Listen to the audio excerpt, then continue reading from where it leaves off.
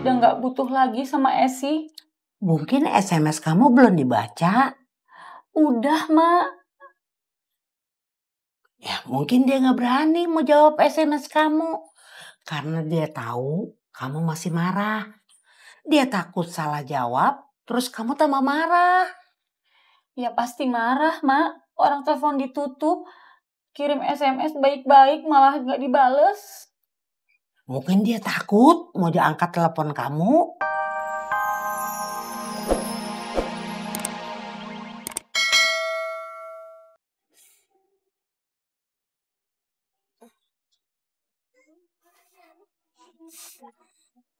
Assalamualaikum. Assalamualaikum. Waalaikumsalam. Febri,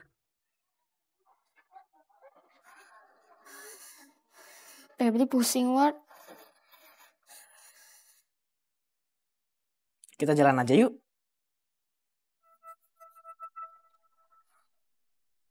Sebentar ya, Edward taruh komik dulu. Iya.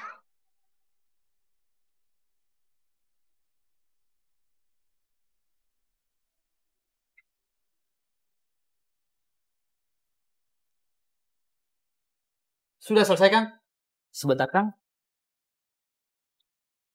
Isinya jebol, Kang. Banyak komponen yang rusak juga.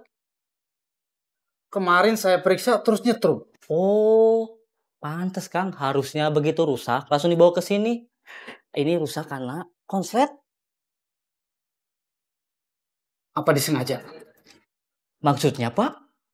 Ya, seperti alarm. Hanya orang yang punya akses boleh menyentuhnya. Oh, saya nggak paham, Pak. Ya, tentu. Ini permainan konspirasi tingkat tinggi. Apa kemungkinan data-data yang ada di sini semua hilang? Sepertinya teh begitu, Pak. Tepat dugaan saya. Tab itu memang tidak bisa untuk menyimpan data banyak karena memorinya kecil. Makanya jarang digunakan untuk menyimpan data. Pantas mereka menggunakan tab ini untuk berkomunikasi. Kalau nggak bisa diperbaiki, saya bawa pulang aja. Ya udah, Pak, silakan. Terima kasih. Sama-sama. Assalamualaikum. Waalaikumsalam.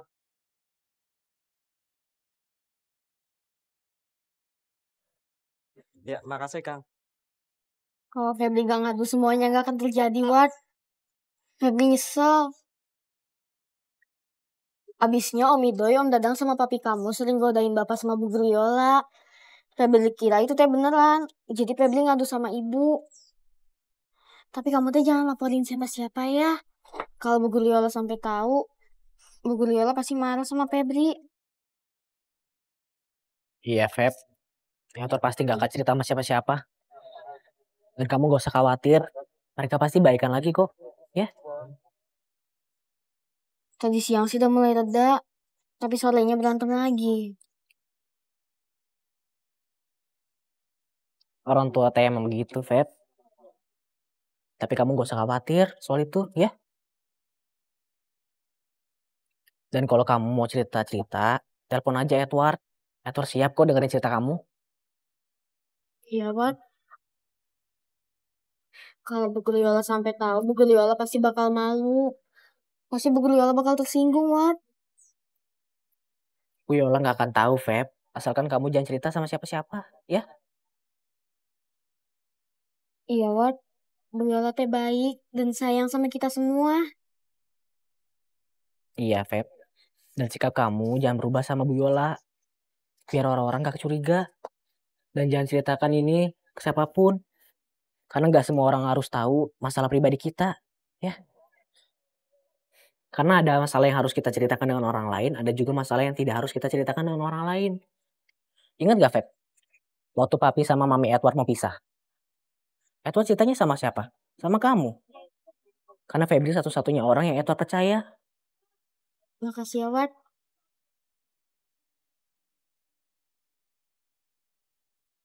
Minum lagi jusnya. Banyak masalah timbul lantaran kurang komunikasi. Jangankan dengan yang berjauhan, dengan yang berdekatan. Di dalam keluarga, masalah biasanya timbul karena kurang komunikasi. Makanya diciptakan sarana untuk berkomunikasi. Seperti surat, telegram, telepon. Dulu telepon untuk mendekatkan yang jauh.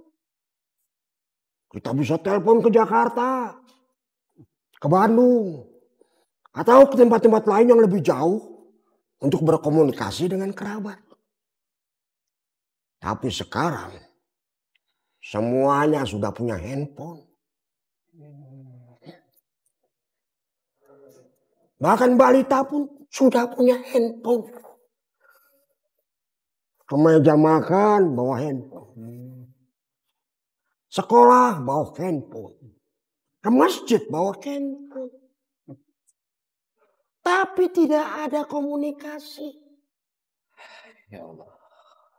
Handphone membuat yang dekat menjadi jauh. Dunia terbalik, Ustaz. Ya, sekali-kali kamu boleh juga betul.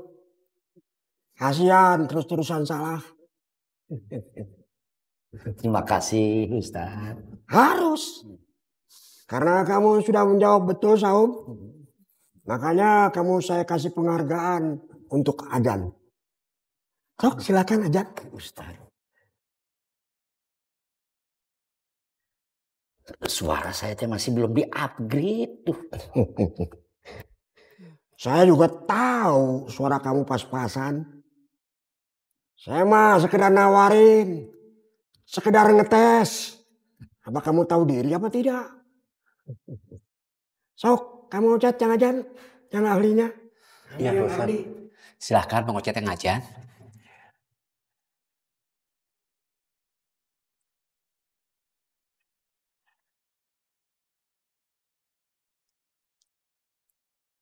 Allahu Akbar, Allahu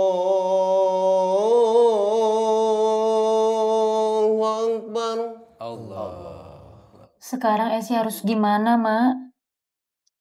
Kamu udah coba telepon? Udah, Mak. Tapi nggak diangkat. Esi sadar kalau Esi teh ngomongnya keterlaluan sama AA.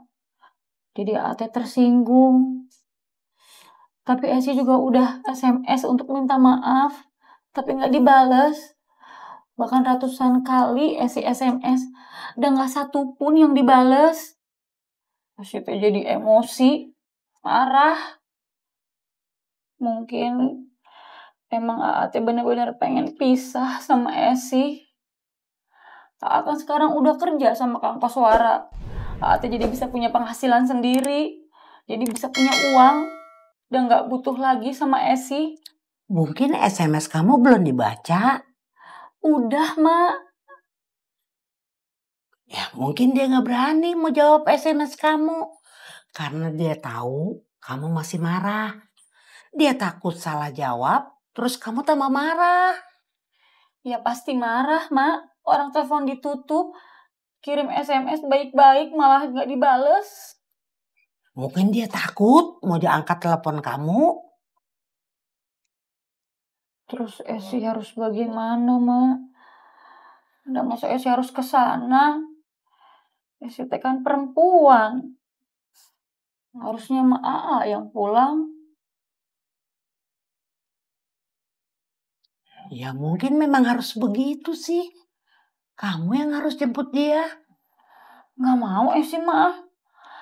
Masa Esi harus jemput? Malu, Mak. Ngemis. Esi, Akum kabur dari rumah karena merasa gak dibutuhkan di rumah. Kalau kamu nunggu Akum pulang, gak akan mungkin. Dia malu. Kalau dia pulang, ternyata kamu gak butuh dia, terus kamu usir dia. Masa Esi ngusir suami, Mak? Akum kan gak tahu jalan pikiran kamu sih. Yang ada dalam bayangan Akum, dia pulang, kamu marah dan kamu usir.